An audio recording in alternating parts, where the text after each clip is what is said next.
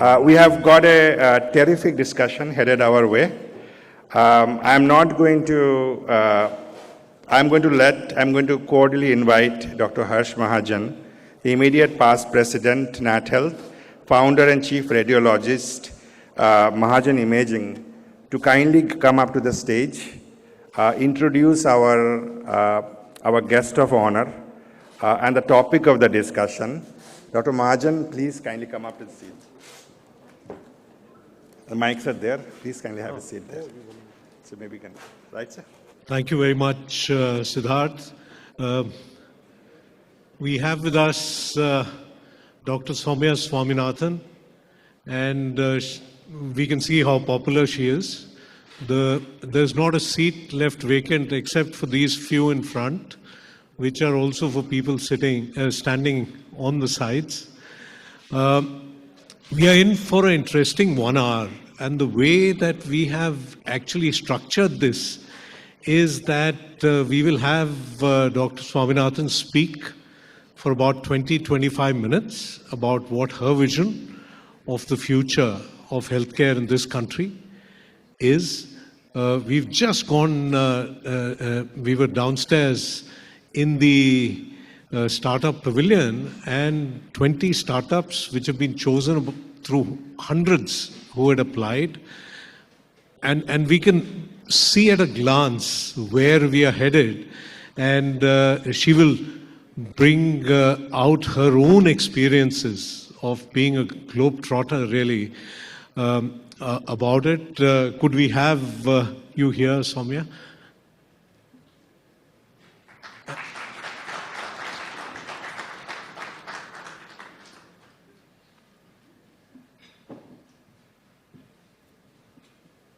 So Dr. Soumya Swaminathan really needs no introduction to anyone in the healthcare sector in this country.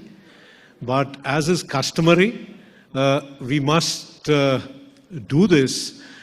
She did do her schooling, I know, at the latter part in Delhi, at the Springdale School here in Delhi. Then went to the FMC in Pune, where she did her MBBS. Did her MD in pediatrics from the All India Institute, coming back again to Delhi. And after that, a fellowship in neonatology from Los Angeles. And her career has never looked back. She was most recently WHO's chief scientist and saw us through the troubled times of the pandemic. Previously, Deputy Director General for Programs at the WHO, a pediatrician and a globally recognized researcher on tuberculosis and HIV. She has over 30 years of experience in clinical care and research, working throughout her career to translate research into impactful programs. So translational research is the buzzword that she uses, bringing applications from the research domain into the clinical domain, day-to-day clinical practice. Dr. Swaminathan was Secretary to the Government of India for Health Research and Director General of Indian Council of Medical Research from 2015 to 2017, after which she left for the WHO. During this time, she focused on bringing science and evidence into health policy making, building research capacity in Indian medical schools, also forging South-South partnerships in health sciences. From 2009 to 2011, she served as coordinator of UNICEF, UNDP, World Bank, and WHO Special Program for Research and Training in Tropical Diseases in Geneva. Having said that, I must say she's one of the most approachable high functionaries that we've had in this country. She's a clinician par excellence and a researcher to boot, a combination which is really rare to find. So thank you very much for being here and acceding to our request. Our plenary session is on future of health and areas of imminent breakthrough opportunities. And the pandemic brought home to us the non-uniformities that actually exist in our country when it comes to healthcare delivery. We were aware of that, but these were brought into focus very clearly because of the pandemic. Also, being a federal structure and health being a state subject, we also came to know the differences that existed, despite the fact that the central government held the strings quite tightly, were advising and giving directives, but it was for the states to follow. And there we saw non-uniformity of approach. Some states did rather well, some not so well, and that determined the fate of citizenry in those areas. So what is the future going to hold? We do know that the 15th Finance Commission of India did actually recommend that health be brought into the concurrent list, just as health education is. Is that the way forward, to do away with these non-uniformities where the center takes more of a grip? Is technology and digitization and IoT and AI the way forward? How do we address?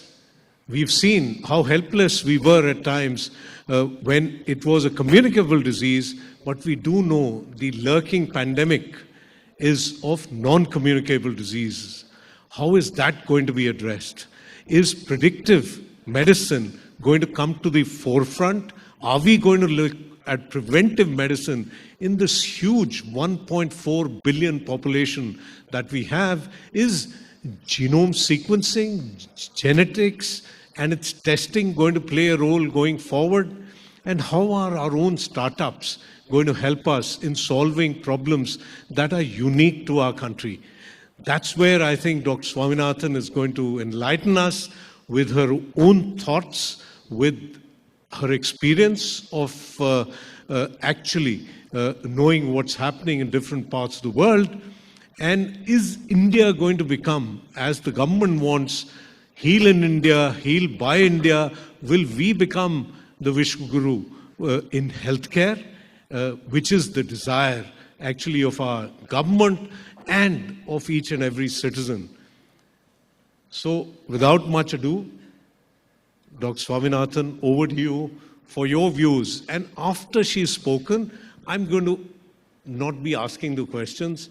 We are going to open it up so that it becomes more of an interactive session. So whatever thoughts you have, gather those, and please ask questions when Dr. Swaminathan is done with her talk. Thank you. Thank you so much, Harsh. Very good evening, friends. I see a lot of friends in the audience, but also meeting a lot of new people. So it's a pleasure to be with you, but I must say that I think you've given an over-generous introduction, and I hope that, I can share a few thoughts today, and perhaps we can have an exchange of ideas rather than a one-way sermon. Definitely the last 3 years of experience at the WHO, particularly as chief scientist during the pandemic, has opened my eyes to many things, as Harsh said, the good, the bad, the ugly around the world. And one truly, saw things some of which were expected, and you hoped it wouldn't happen, and it happened. Like we saw the inequities in the access to products, particularly vaccines. We've seen this before with HIV, we've seen it before with other diseases. So that was a not so nice side of things, but what was for me very exciting and positive was that science and technology was really driving our response to the pandemic, and ultimately it was science that found us the solutions. And we can come back a little bit, to what those technologies were fast-tracked over the last couple of years. How do we now leverage them to address some of our other health problems? And of course, we did a lot of things differently, including connecting by Zoom. I think we would have had the same meeting probably by Zoom. I would have been standing at my desk, and speaking through my computer screen, but it's we shouldn't revert completely to the pre-pandemic. I think there were many good things and especially good behaviors that I think we adopted, which many of them can and should still be used. So just thinking about health in India today and where we see it going, and of course we have, I think very soon we will be the largest population in the world if we're going to cross China one of these days.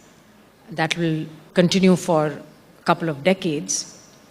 We still have a demographic dividend, which means that we're mainly a country of young people. I think our median age is something like 28, 29. And this is again very striking during the pandemic because we saw very high death rates in those countries with high median age because SARS-CoV-2 was affecting older people much more. And that's why in Africa you saw, again, less death rates. But then excess mortality was high. So even if you had less of COVID-related direct deaths, a lot of people died because they could not access health services, they didn't get diagnosed in time, they couldn't reach the hospital, they had to interrupt treatment. This, of course, spurred a lot of innovation in terms of digital, so we can come back to that.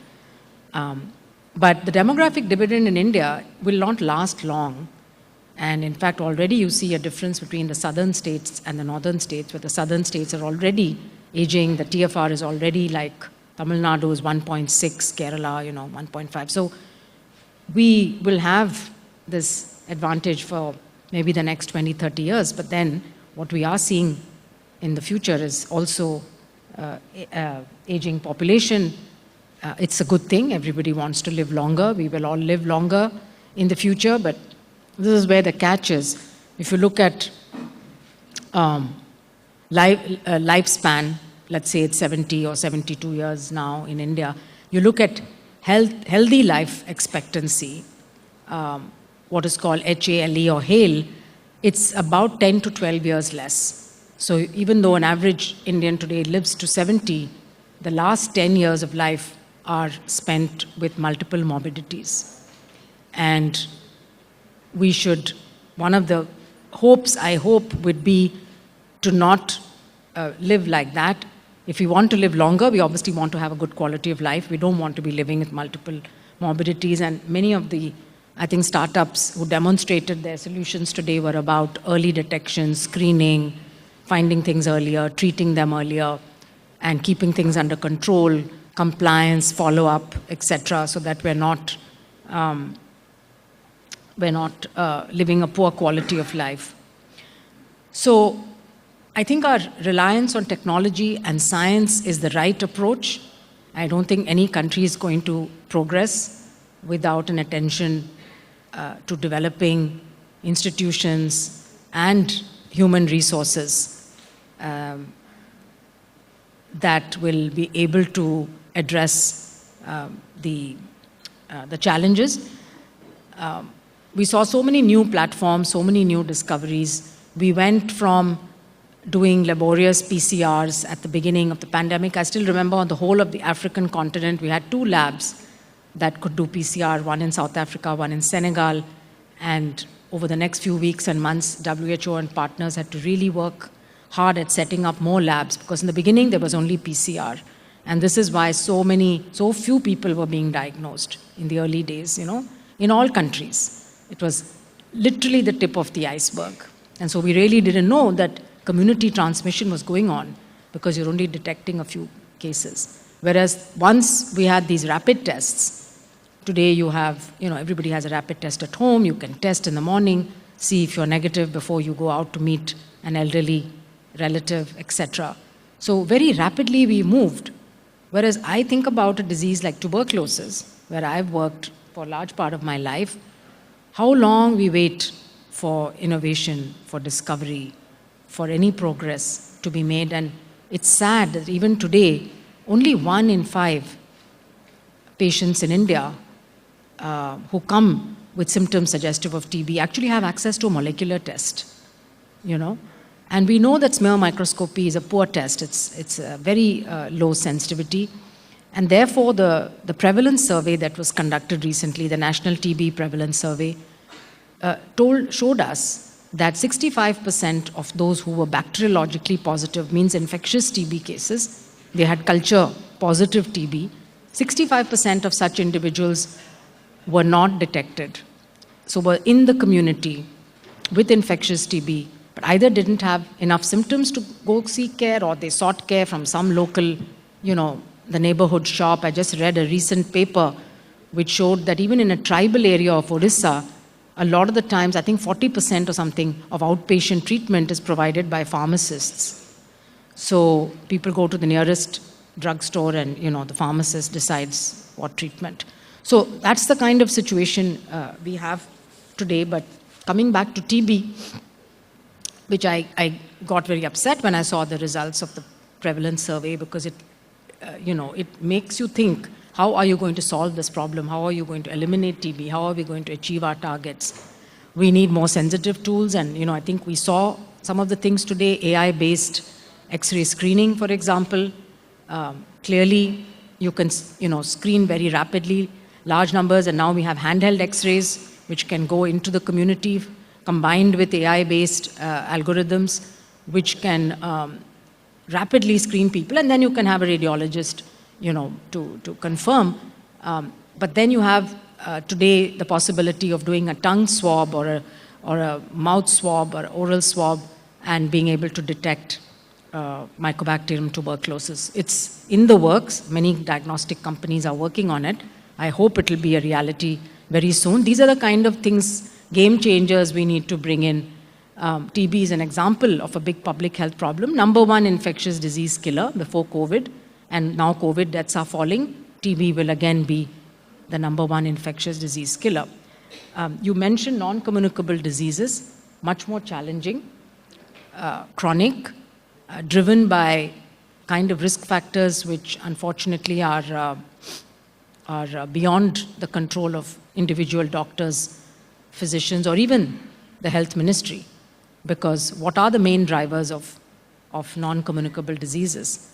These are, number one, are dietary risks. Today, dietary risks are the number one cause of ill health in India, both undernutrition as well as obesity and overnutrition, but also the third dimension, which is micronutrient deficiencies, including anemia.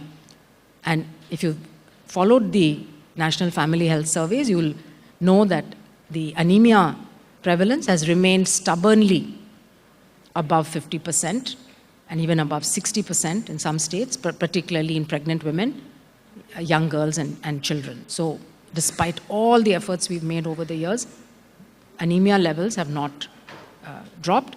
Similarly, stunting and undernutrition are falling, but very slowly, not as rapidly as we would like, whereas obesity is growing very rapidly. So if you look around the world, the SDG, there are the target SDG indicate goal 3, which is health, has several sub-indicators. And if you look at the NCD sub-indicators, there's one on obesity. Not one country in the world is on track on the obesity indicator, which is to keep it flat or decline. And particularly frightening is the increasing obesity in children, 0 to 5 children that are being tracked, and urban women. I was recently speaking with a diabetologist friend in Chennai, and she was saying that gestational diabetes is going very high.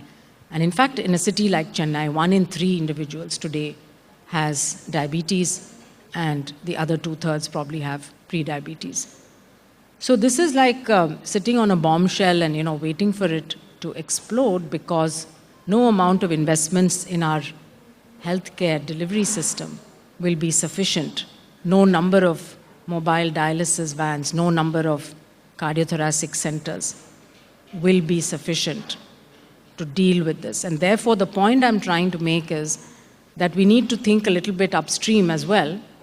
I know that as medical doctors, we deal with patients who come to us with a problem.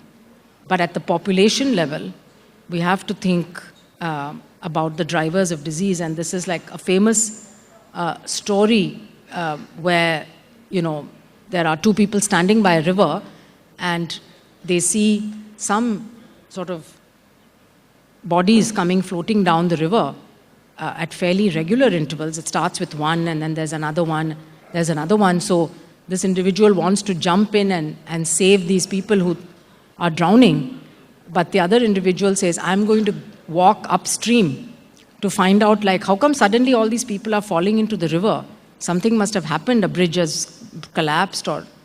So we have to go upstream, and this has struck me more and more now when I look at things like air pollution, both indoor and outdoor air pollution, dietary risks, high salt, high sodium, high fat diets, ultra-processed foods.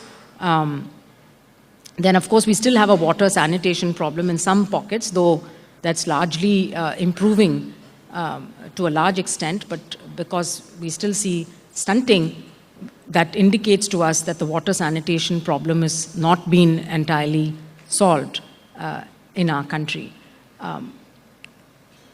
And the environment, of course, with, the pandemic, whether we talk about pandemic or today we talk about One Health, it's essentially the concept of our health being dependent on the health of environment. It's, people refer to it in different ways, planetary health.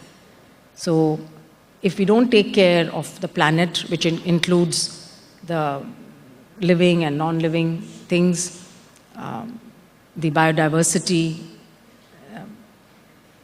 species are being wiped out at a very rapid rate today, and we still haven't understood the entire implications of those species losses. That because everything in life is a chain, and so if you have dozens of species being extinct every year, including marine life, sooner or later it's going to impact on us, either through the food chain or in other ways.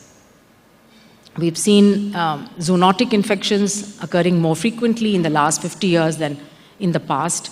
So the chances of zoonotic infections and new emerging infections is likely to happen. So how do we prepare for that? Again, we go back to science. And the fact is that today we have a lot more technology at our hand. We have genomics, whole genome sequencing. The sequencers are getting much more smaller, more portable, more affordable. Today you can take a sequencer on a backpack and do sequencing, at a bedside. But also using that to prepare for the future, putting in place surveillance, putting in place data systems where we are constantly not just gathering the data, but constantly looking at it. And again, AI, I think, can play a very big role here, because what you want is pattern detection. And you want those unusual patterns to be detected very quickly. I mean, a lot of examples we saw today were looking at the human body systems, organs, functioning, etc. But we also want to be looking at the environment to look at patterns that are changing. And our workforce also needs to be much better prepared, because I remember in South Africa when the Omicron variant came, it was actually some family health physicians who started seeing these cases, and they immediately said, this looks a little different. Young people coming in clusters, many of them coming with upper respiratory infection, not getting sick, doing well, hospitalizations are not increasing. So they alerted their lab counterparts, who quickly went in and did the sequencing on the cluster of cases, and then of course told the rest of the world that they had found a new variant, Omicron. So within 2 weeks, actually, it was really remarkable how quickly they were able to do that. That's the kind of speed we need, analytical capacities. Of course, AI can help, but I think AI can't do it alone. You also need the human resources. Research is also very important, ongoing research, and particularly with new things being rolled out, new tools being rolled out, new digital solutions being rolled out all the time today. Of course, when we introduce a new drug or a vaccine, we do years of clinical trials to establish safety and efficacy. During COVID, we fast-tracked those clinical trials. but we still had to do them.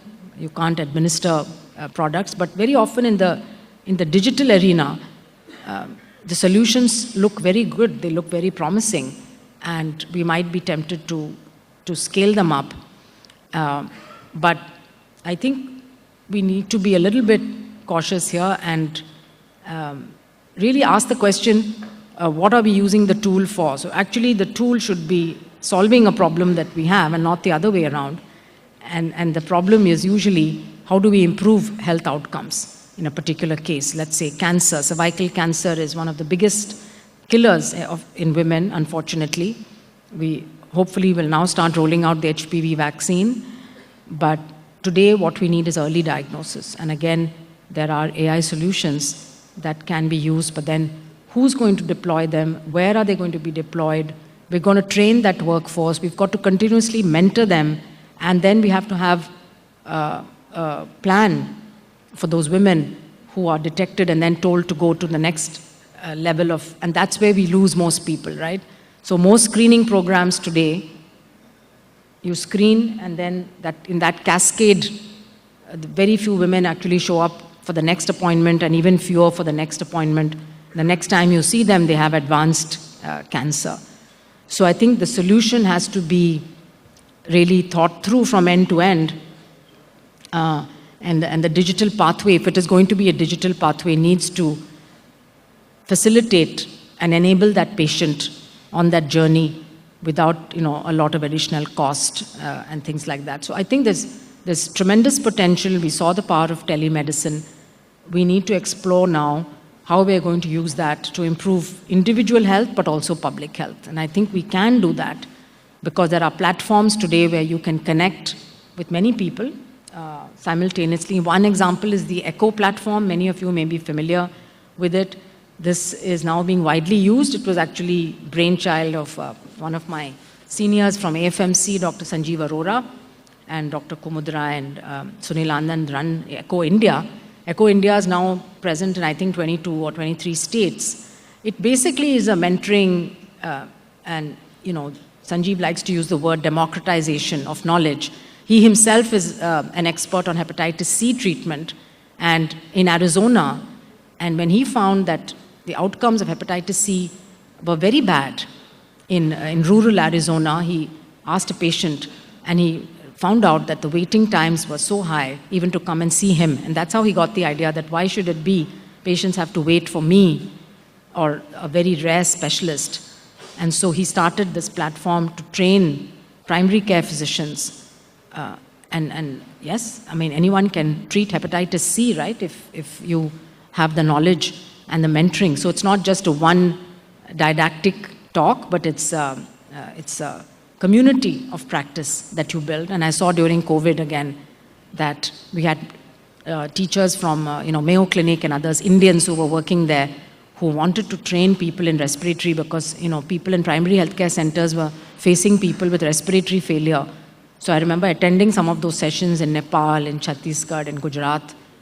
600, 700 doctors and nurses connected, interactive with the experts. So today the platforms that we have, the technology enables us to do things we could not do before. We had to go in person and do training sessions. A lot can be now done remotely. But we need to think of the right applications for those things. Similarly, I think drug discovery, yes, AI I think is going to make a lot of, maybe speed up the process, vaccine design.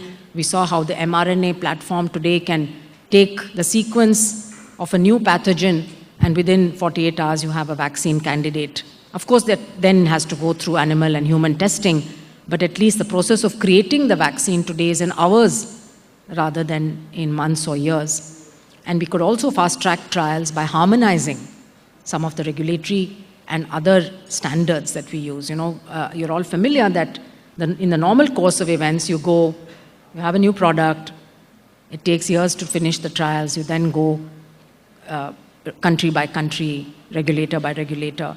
But in COVID, everybody agreed, the regulators around the world, these are the benchmarks, we've agreed on them, the vaccine or the drug meets those benchmarks, we will approve. We don't have to repeat the process and look for new data, etc.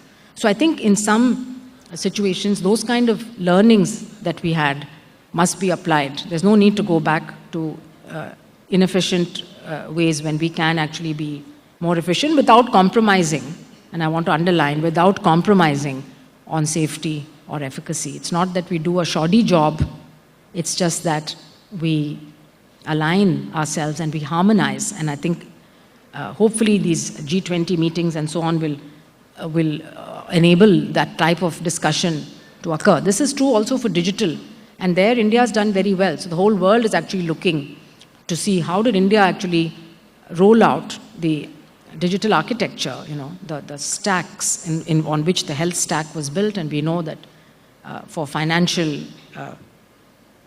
application also, and we started, of course, with Aadhaar and so on. So I think that process of having built it very thoughtfully enables now all of the startups that we see to leverage that the roads have already been made, and then, you can bring your applications and put it. Now, many countries are not like that. They're doing piecemeal. Different companies come and build different things, and then they try to see how to integrate. But here, we went about it the right way. The governance of such system is also important. I think we need regulation on AI, because without that, again, you're groping in the dark. So last year at WHO, we came up with a framework on the ethical and regulatory considerations for the use of AI in health. And essentially, there were the principles that were laid out on what would be an ethical way of using AI, but also there were checklists and very practical advice to developers of AI-based technologies, for the end users, let's say hospitals and patients, because of course there are liability and legal issues to consider, as well as other things, as well as for health ministries on how they would regulate. So if you have a new diagnostic device based on AI and you want to replace your traditional way of diagnosing, you would need, of course, the regulator to be satisfied and to give that green signal. So I think as we think about new technologies, we also need to think about advances in regulatory science. Just like we've advanced with data science, we haven't paid enough attention to regulatory science. And I think there's a lot of scope there for improving, and we have a lot of data scientists in our country today, but they're not working on health, unfortunately. Because we also have a lot of data. Everybody's collecting data today. We're going to have electronic health records. Okay, how are we going to use that data to benefit individuals and their health, but also for public health, for decision making, for policy changes, etc. There is a huge potential there, but this needs a debate with the community, with society, to say how much of your data are you willing to share with government, that government will use, for these type of public health applications, and how much of it needs to be kept very strictly confidential. I know we're running out a little bit of time. We're okay.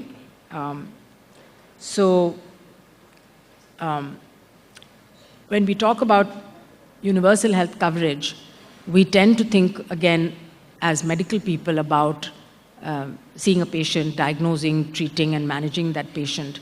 But I would urge us all to think about universal health coverage as spanning the entire scope, from health promotion to disease prevention, and then, of course, you take care of people if they get sick, but also rehabilitation and palliation, and more end-of-life care. And again, we didn't see a startup today dealing with that, but I'm aware of startups that are addressing that issue of the needs of the elderly, who are going to be more and more, who are going to need a lot of help, a lot of devices, a lot of support. And again, technology can help to some extent, but on the other hand, from what I see today, is that the older generation is not so comfortable with technology. And so, in a way, they are at a disadvantage, because, everything today we have to do on the phone. All forms have to be filled up. You have to connect everything on the phone.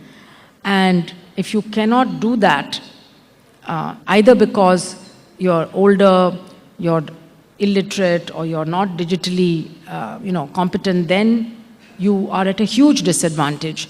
And so, again, when we talk about universal health coverage or reaching everybody, then traditionally we left some people out because they lived in the margins and they didn't have physical access to healthcare. But today, the risk is that by everybody moving on to digital, we will have a digital exclusion also could happen, which could be just as bad, because the most vulnerable people or the ones who are most remote are likely to be left out. And so again, one of the things that really has stayed with me after the pandemic has been this whole issue of equity. And equity is not only between countries, equity and equality, and again there's a difference between the two, is also within countries. Every country has people who are, with different means and opportunities. And again, there's a very nice pictorial way of, describing what equity is. Equality would be that you give everybody the same height of stool to stand on. Let's say you're all trying to pick some apples from a tree and we all get the same height. So people who are already taller will continue to be at an advantage, whether you stand on a stool or not. Whereas if you want to address inequity, you would pick those who are short and give them the higher stool to stand on, and the taller ones would actually get a smaller stool. So this is, of course, what many governments try to do when they make policies for people who are disadvantaged.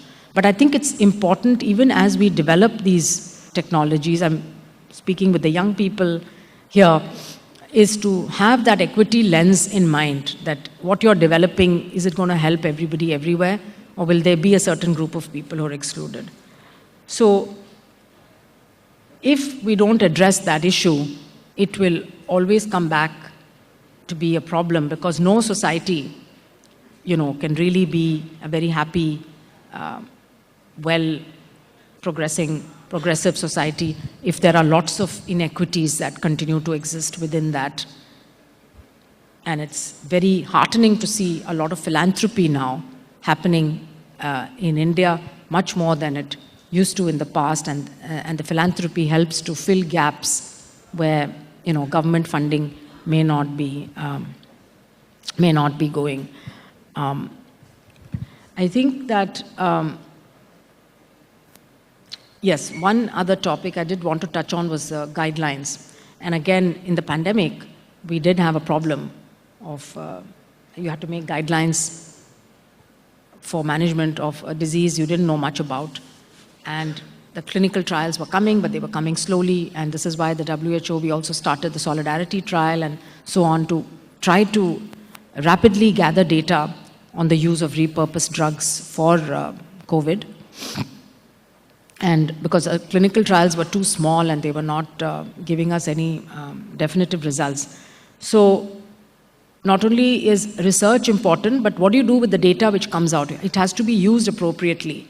And so clinical guidelines, treatment guidelines, or public health guidelines need to be updated in a timely manner based on the latest evidence and data. And again, AI is going to play a role in screening the literature. In fact, at WHO, this whole process of making guidelines was a very painful and long process, taking many years. Systematic review, that will take 1 year, then the committee will meet, then it will take another year. In COVID, obviously, we couldn't do that. So we had some AI, but it wasn't only AI, it was also physical updating of the systematic reviews, the meta-analyses, and constantly we were updating our treatment guidelines. Many of the drugs, of course, were not found to be effective, but it is important to know that they are not effective, because you don't want to give ineffective drugs to patients. For the public health interventions, it was more difficult, because you cannot do a randomized trial of school closures, for example, right? Or even a randomized trial of masks could not have been done in the early days of the pandemic. So there you have to make judgment based on the science that you have at your hand, and you may need to change that from time to time. And this is where I think public confusion came about how come you're changing your message or your guideline. But that's how science is, and especially when it's moving rapidly, you do need to acknowledge the fact that as you learn more, you may change your mind and do things differently. But I think it's something we have to think about, that in an area where there is uncertainty, you still have to make a decision. And the way to do that, of course, is to use available data and evidence, get people together, and try to have a representative group of people, not an exclusive group of people who all think the same way. So it's very important to have in a committee people from different backgrounds and different opinions and views, but also represent, social and behavioral sciences and, as far as possible, affected communities. But once the guidelines are made, they also need to be followed. And I think this is where we have to do better. We cannot have individuals, particularly in a situation where it is a matter of life or death, or it's a matter of a huge expense, because cost effectiveness is also important in a country like India and in many countries. I remember when the use of remdesivir was being discussed, the FDA had given the emergency use listing based on a trial in the US which did not look at mortality. They looked at reduction of hospitalization, and they found 1 day or 1.5 days reduction. Whereas the WHO Solidarity trial was looking at mortality as an endpoint. And we had found no significant difference in mortality, despite a large number of patients being randomized. Later on in the subgroup analysis, we found that patients who were on low-dose oxygen or early had some mortality benefit, but that came later. But the point is that in the US, probably a day's reduction in hospitalization was enough to offset that cost of $5,000, $8,000, whatever it was for remdesivir. In India, that is different situation. And so for us, when we think about using an intervention, we also have to think about the cost and the benefit, and the cost effectiveness ratio. So all of those considerations also need to go into guidelines, and also ethical considerations and equity considerations. But once guidelines are made, our profession must do a better job of adhering to those guidelines, both in the public and the private sector. And I think, need to collectively think about how we can improve on that. Again, TB is a very good example. If you do a survey of how people treat TB, you'll come with, there was a study once done with 80 physicians were interviewed in Bombay, and there were 80 regimens that were documented for TB treatment. Clearly, that's not scientific. So I think that is a question maybe I would welcome some comments on, and I think maybe I'll stop there, and we can have the discussion. Thank you very much, Soumya. I must say, this has been a masterclass. I see you have only a few lines written here. And so this is actually your experience that you've gone through a lot in these last 35 minutes. Thank you very much. I think, ladies and gentlemen, she does deserve a standing ovation, if I may say.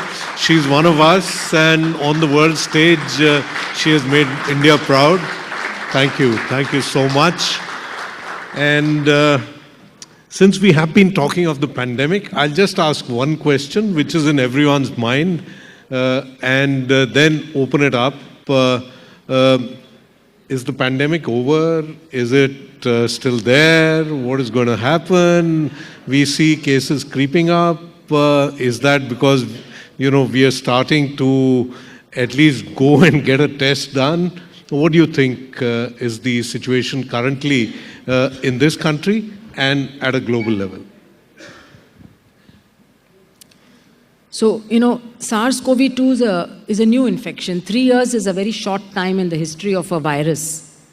Influenza has been with us, forever, and it still keeps on mutating, and every year it causes outbreaks, it causes deaths. We don't usually talk about influenza deaths, but it does cause 500,000 deaths, anywhere between 300 to 500,000 deaths a year globally.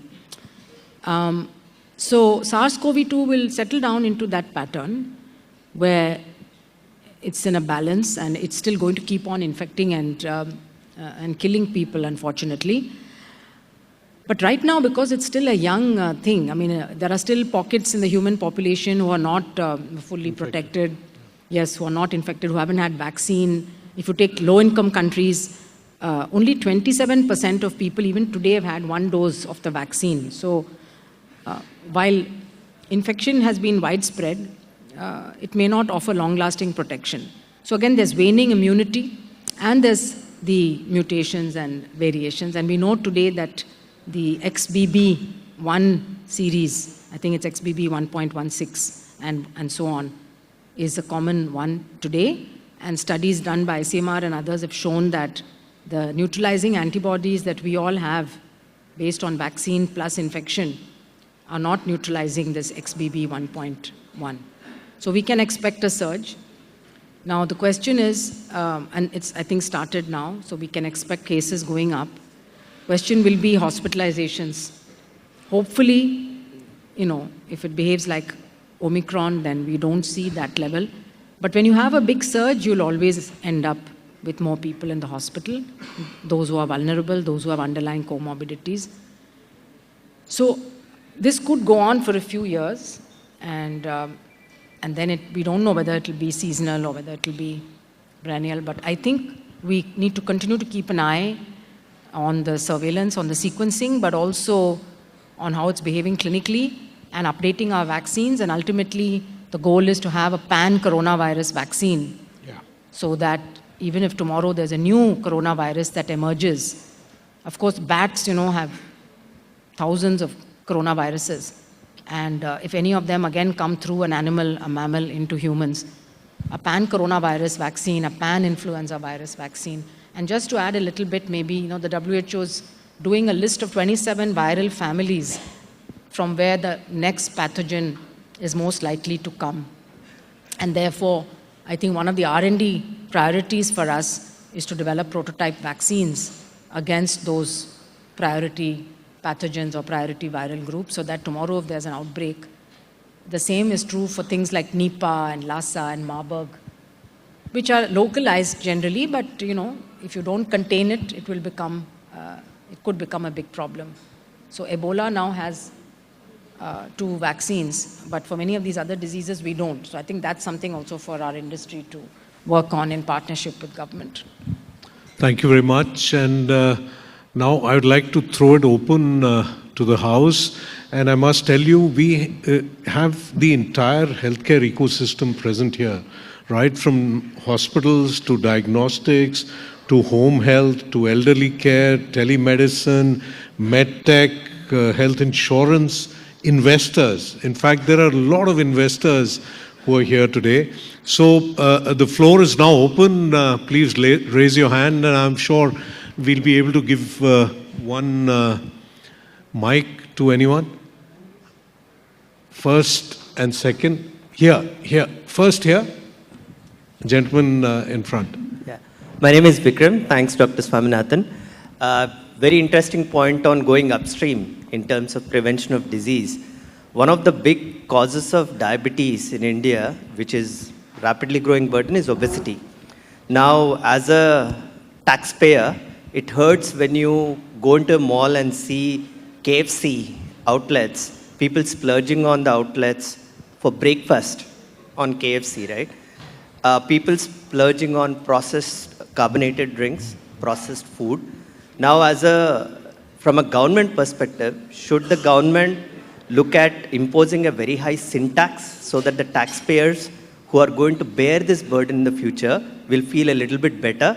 Or should the government invest in education through mass media channels and so on to promote health? Or should the government just let it continue this way, hoping citizens will suddenly become very health conscious and stop acting this way? There's no easy solution. It's not a fix like an infectious disease where you can have a drug or a vaccine. So it has to be a multi-pronged approach. And you're absolutely right. I also identified obesity as the single most dangerous trend today. So it's a combination of things. I think one is awareness. And I think mass media campaigns are going to be very important. I think a lot of people don't know what is nutritious and what is unhealthy because of the advertisement. And here, the food companies must take some responsibility, you know. So they also advertise in a way that attracts young people and so on. So I think one is health literacy, especially about diet. The second is regulatory. The regulators can you mentioned sin tax. One way is to tax high salt, high beverage. Many countries, including Thailand, do that. Not only do they tax, they use the tax, the money that they earn, to put into a health promotion institute. So I was very impressed with that concept of alcohol, tobacco tax, and now sugar tax going into an institute for health promotion. So regulatory, front of label, there's a lot of opposition to that.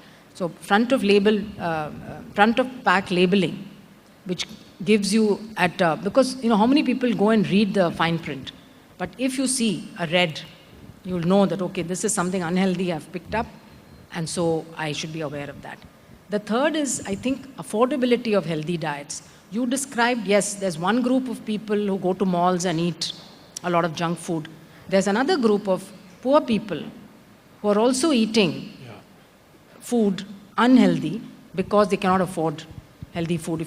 Just look at fruits and vegetable intake in India. It is miserable. 95% of Indians are not getting the servings of fruits and vegetables that we need. The average is 120 grams or something. That's what came out in some surveys that were done, large countrywide surveys.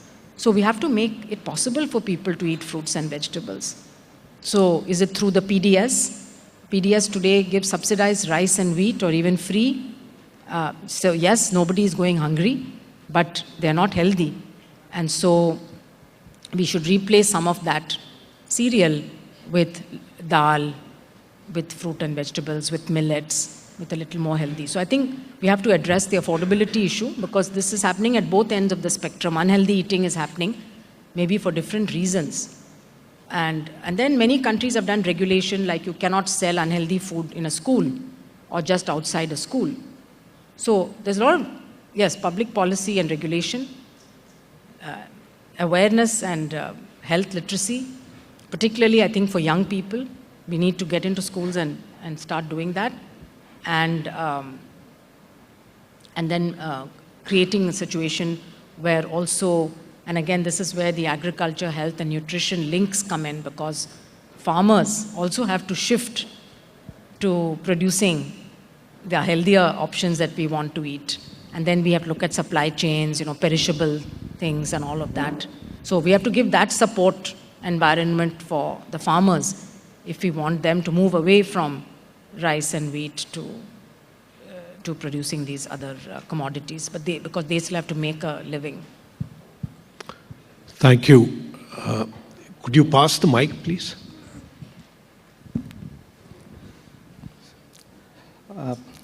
My name is Bibhash Chakravarti. I work for Biomedio.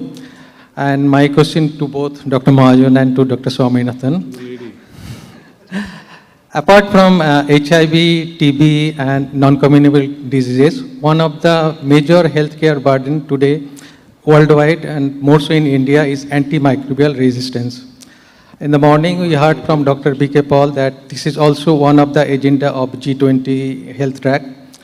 And antimicrobial resistance is more so in India because of various reasons, because of the availability of the over-the-counter antibiotics, the use of high antibiotics, less regulation. Although there are guidelines by ICMR and there are a lot of initiatives by Ministry of Health and various others initiatives, but still antimicrobial resistance is one of the huge problem in India. So how India should adopt in short term and long term to address the antimicrobial resistance and antimicrobial stewardship? Thank you. Yeah, it's a very good question, and there are many things which need to be done, but let me take what can we do? What can people in this room do, you know? And I think we have to start from looking at our own hospitals or our clinics and saying, what policies do we have for the use of antibiotics? Do we have an infection control policy? Do we have somebody who's in charge of monitoring that? Are we looking at the data? You know, post-operative, particularly post-operative, and this kind of prophylactic antibiotic use. So I think there is a lot that can be done also by making data more available and transparent. I think if every hospital started putting up data on the resistance patterns that they see in their hospital, there's a huge incentive to improving on that. And I've seen that in some hospitals where it was run as a research project when I was in ICMR, dramatic reductions you can get in a year or two of implementing some of these things, you know. But you have to make a nurse in charge of that, and everybody must respect that person when she comes and questions the use of antibiotic. So I think that's something very concrete and which should be done. And if all hospitals take that up, and especially the large chains start doing that, it will become the standard, and everybody will then expect. And patients also should say, okay, when I look at your hospital versus another hospital, what are your rates of, nosocomial antimicrobial resistance and so on. So that's one. Then, of course, is the over-counter sale of antibiotics. And again, we come back to health literacy. People go to the pharmacist prescribes antibiotics. Government tried to regulate, but, with limited success. The third area is a veterinary area where there are clear guidelines on which antibiotics should not be used. In animals, there should be an absolute ban on the use of some of those antibiotics. Environmental, now we've started looking at environmental issues, especially the antibiotic manufacturers, but also on the poultry and livestock side. A lot of the antibiotic, if it's used as growth promoters in feed, it then gets into the environment, and then that's where the genes are then, the resistance genes are jumping. So I think, again, it's like the previous one of obesity. It's complex, it's multifactorial. You have to plug a lot of different holes. And then, of course, finally, you need the R&D for new antibiotics. But there, the problem is, I've spoken to a lot of biotech and startups that may have a novel molecule. Nobody is willing to invest in that because a new antibiotic would be kept in reserve. The WHO already has 3 categories of antibiotics. It's called the AWARE classification. So access, watch, and reserve. So any new antibiotic will go into a reserve category, and the company is not going to make money. So it's not a very attractive proposition unfortunately, for companies. Again, so governments are thinking, how do we incentivize companies to do R&D on that? So that's on the R&D, but on this side, I think on the clinical side, there's a lot that can be done very concretely. Thank you very much. Yes. बेटा यहाँ पे और आप यहीं खड़े हो जाओ या बैठ जाओ so that you can pass it quickly. Dr. Swaminathan, thank you very much. My name is Manish, so maybe my question is a bit lighter. We are talking about AI and predictability models in diagnostics. Do you see chatbot replacing a GP in the near future? ChatGPT replacing? A general physician or a family physician? No, I don't. But there may be situations where it's going to do the initial screening, and I think it's already probably happening in some places where you can ask Alexa or whatever to give you. And now with the ChatGPT and all that, if you describe all your symptoms, the decision support algorithms will allow the thing to tell you whether you should go to a hospital or whether you're okay to stay home and, take a paracetamol. So I think to that point, yes, it could happen, but of course it will not replace. So I think, I think the medical training is going to have to change. The role of doctors is going to have to be a little bit different. We're going to operate in we have all, already passed through our stage of life where we're going to change the way we do medicine. But I think for youngsters coming out of medical school now, it is going to be a different environment. So, yes, I think just like, I don't think any profession will get replaced, but I think we have to think what is the value add. If the AI algorithm is going to read X-rays, what is going to be the role of the radiologist, right? Is it going to be more interventional, or is it going to be, so yeah, these are very interesting questions. I don't have an answer for you. If I may add, in the radiology field, what we say with all these new AI algorithms coming, that radiologists with AI will replace radiologists without AI. So this will certainly be a radiologist or a doctor's assistant. When that time comes when it may be able to do something without, a doctor actually being present and seeing what's happening, that we'll know in the future. But definitely, there's a huge amount of research, work that's going on. AI is already getting deployed. But do remember, and this is a cliched statement, garbage in, garbage out. So already with ChatGPT, you're seeing that, everything it says is not right, because it is also able to go into the entire ecosystem that's available to it and will pick up inaccurate stuff also.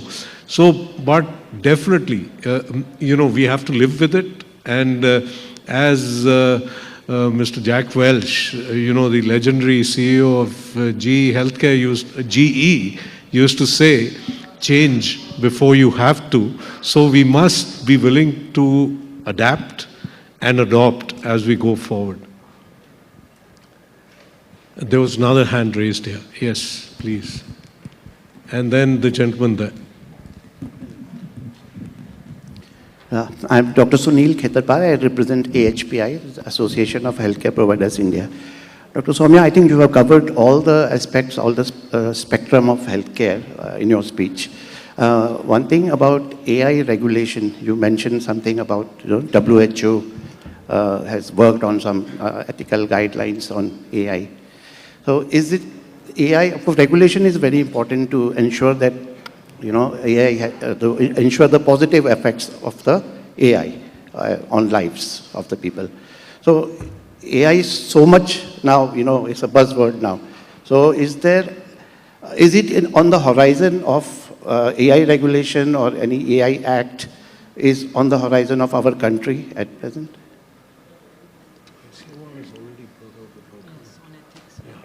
So Dr. Mahajan can also answer this. The ICMR, about, I think, 3 days ago, brought out a document on ethical AI and use of AI and ethics. That is a large document. I think it's about 60 or 70 pages, which has already come out. So in this country, at least, we are on the move, and this document is already out. Okay. Thank you. Yeah, and how much do you want to be regulated? Anyone can go against a doctor. I think there are 50 different forums where someone may complain against a doctor. But definitely the regulations will come in time, and the government is on the job. Yeah. There was a question there. Thank you. I'm Sudhir from Myriad. Dr. Swaminathan, you've seen the evolution of digital healthcare globally. What would you say would be the differences and similarities between adoption of digital healthcare between the Western world, say the US, and a country like ours? And an inbuilt question is, if one was to isolate the role of regulation, what would your couple of suggestions would be to embrace or accelerate embracement in India faster of digital healthcare?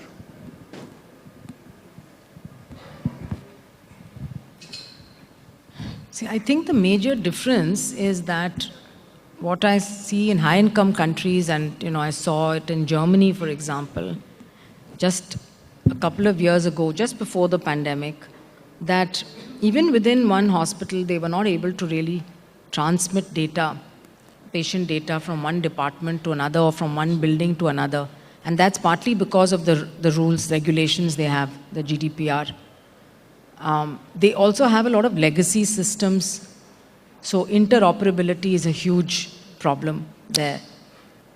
I think luckily for us, we went about it perhaps the right way, in the sense that it was bottom up. It was building the standards, building open source. And this is why India now wants to share that with other countries, because we did not get into the trap of having different companies building different things and then nothing talks to each other, right? So the whole concept was an open source architecture, standards, on which you can then bring solutions. Different private players can bring solutions.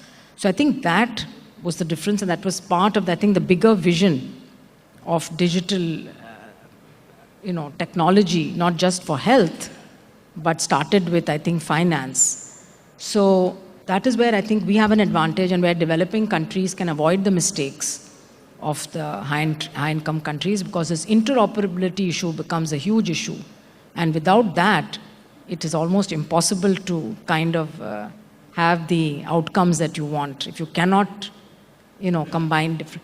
Yes, we do have a problem. I think some of our public health data sets have been built in silos. But now there's the India Health Information Platform, I think IHIP, which is trying to collect all the public health information into one platform, clinical as well as laboratory. So that kind of thing becomes a very powerful database, for public policy and action. So I think that, to me, is the major difference.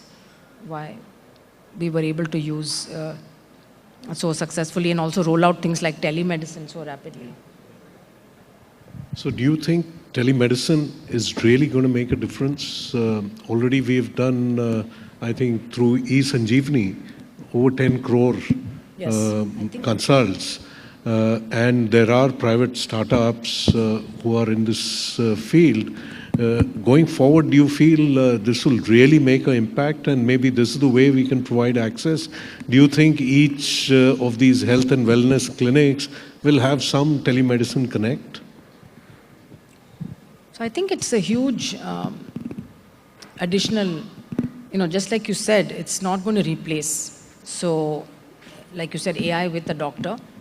So you need the healthcare provider who's fairly well-trained to be there. It could be a very well-trained nurse or a physician assistant type of person who is then the intermediary between the patient and the specialist. We do have a shortage of specialists. No time soon are we going to have a specialist in every primary healthcare center. And patients were being asked to travel very long distances, and this is where the dropouts and all of that comes. So that is where I think the added value of telemedicine, where patient is sitting in a subcenter or a PHC and actually speaking with a specialist. I remember going to Kelong, in Kinnaur, which gets cut off. Now the Rohtang tunnel has been built, but before that they would be cut off 6 months of the year. And I met a patient with rheumatoid arthritis, very young woman. And every month she said she had to take the bus and come to Chandigarh to PGI. Long and arduous journey, and if you have rheumatoid arthritis. So many times she wouldn't go, But then the Kelong District Hospital actually set up telemedicine. And this was pre-pandemic.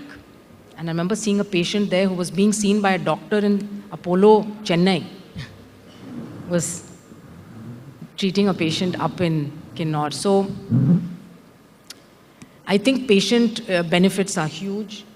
But again, I think the quality of the follow-up, all of that needs to be. So I think the eSanjeevani, I hope that we can actually track and follow the data. Yes, we have huge numbers of interactions happening, but I think we need to go one step beyond that and say, okay, we saw this patient, what happened after that, what is the outcome? So for chronic disease that we were all talking about, NCDs, I think the telemedicine will give an opportunity to keep in touch with people who are remote on a more regular basis, because all of us need that occasional counseling or interaction with our doctor. We keep on taking medicines for months together. We know our compliance. We are all human beings. So if you can have that interaction with your physician, clear your doubts, ask your questions, you have side effects, you want to know about your diet, I think it will help long-term management of chronic disease. But we haven't scientifically and rigorously tested that hypothesis and proven it. So again, lots of opportunities to do high quality research using digital tools, and India can again be a leader there. Thank you. Last but one question. Yeah. So we'll have, yes, we didn't go to the back, so we'll have one question from the back. Thank you, Dr. Swaminathan and Dr. Mahajan, for the interesting deliberations. We continue to spend a lot on defense in India. We are the third largest spender in defense, but in healthcare, we are ranked absolutely low in many rankings that come. Is there a particular spend of percentage of GDP that you see which needs to be done for us to leapfrog to see better outcomes? We don't want to follow the United States model, but is there something that you've observed over the years in different countries? Yeah, so clearly we need to spend more. And if you look at our neighbors in the region, they spend on average 4 to 5% of GDP on health. And, it translates, like Thailand, for example, is a good example of a country that provides excellent universal health coverage. I think they spend not very high, I think 5-6% of GDP. India is committed to now increasing the spend to 2.5% of GDP. We're still, very low. So we need to definitely increase. And the fact is that it's directly then translates into out-of-pocket expenditure. So the lower the government spend, the higher the out-of-pocket expenditure. And today we still have around 55-60%, I think, of people who are having a high out-of-pocket expenditure, and 10% of families going into catastrophic health costs, which sort of drives them into poverty. So certainly that needs to be avoided, and public health expenditure needs to increase. Yes, lady at the back. Hello, ma'am. Hello, sir. It's a privilege to talk here. Well, this is Dr. Apurva. Can you bring the mic closer? Yeah. Can you hear it now? Yeah. So this is Dr. Apurva, and I am founder at Resolve 360. So as ma'am was talking, when she was taking a complete lecture for us, she was talking about the rehabilitation needs of India, the quality of life of an individual, whether it is at any stage, young, middle age, or elderly people. So, and also we were talking a lot about telemedicine. I just wanted to ask, is it the correct time for us to pitch in a tele-rehabilitation platform, like we are doing from past 3 years, have treated more than 12,000 patients. So why are we not bringing this on?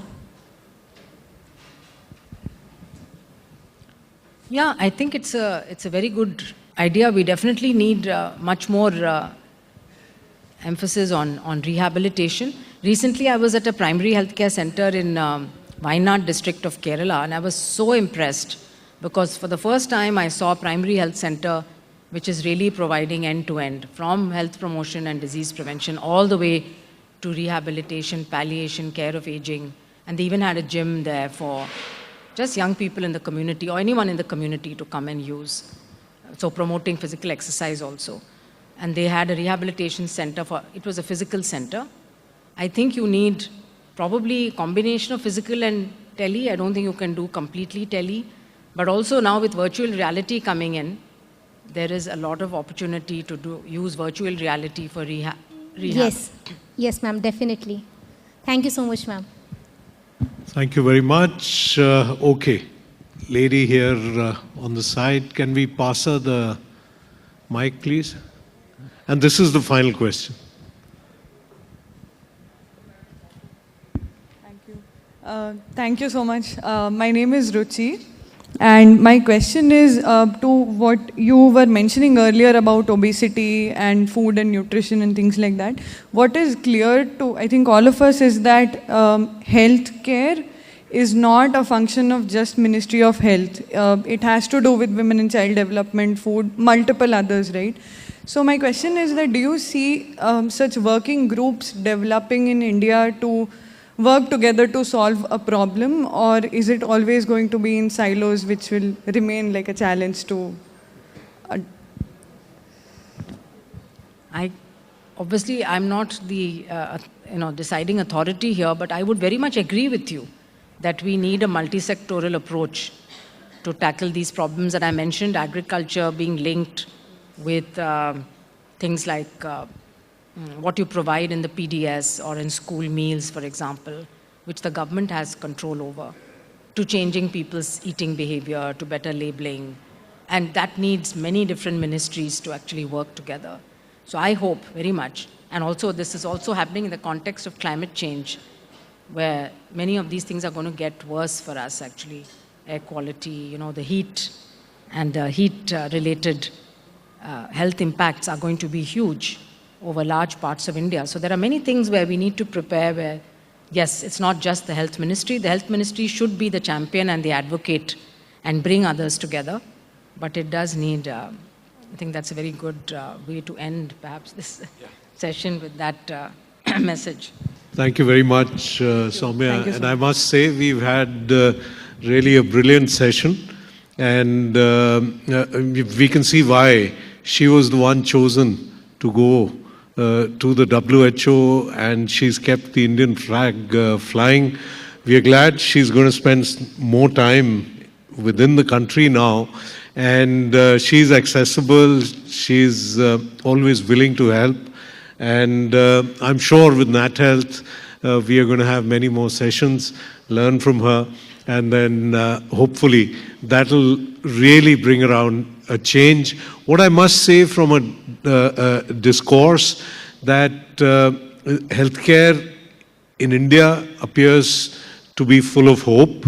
The startups and the innovators whom we met and saw are doing brilliant work, and I'm sure with all of us working together, breaking the silos that exist. And as you saw, we had NASSCOM here as a partner along with Nathealth. So we are trying to break the barriers that exist, and together I'm sure we'll have a much healthier India, which will be having less disease, and all of us will be able to enjoy the fruits in the future.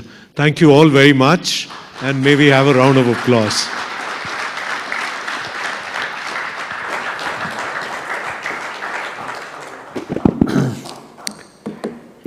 Thank you, Dr. Soumya, Dr. Mahajan. I'd request, Manu, if you can kindly get a very humble token of our appreciation for the time you have spent. Request Dr. Mahajan to kindly hand it to Dr. Soumya Swaminathan, please.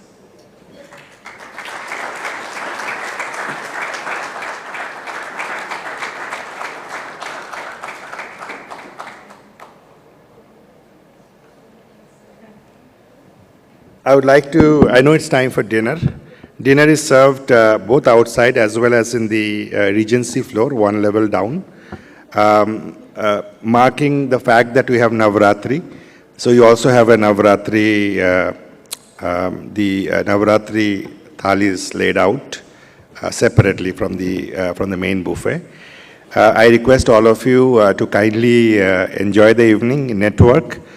For each sessions that we have hosted today and also tomorrow, we are planting 50 trees. It's our way of, reinforcing conservation. So we want to give back what we take. Tomorrow is also going to be a very exciting day ahead. We have a full packed day where we'll talk about skilling, we'll talk about quality, safety, patient safety, and the Grand CSR Awards, where Honorable Minister will be here. We look forward to seeing you at 10 o'clock tomorrow. Please enjoy the evening, and thank you so much for coming here. Thanks to our sponsors, partners, and especially all of you. Have a good evening. Bye.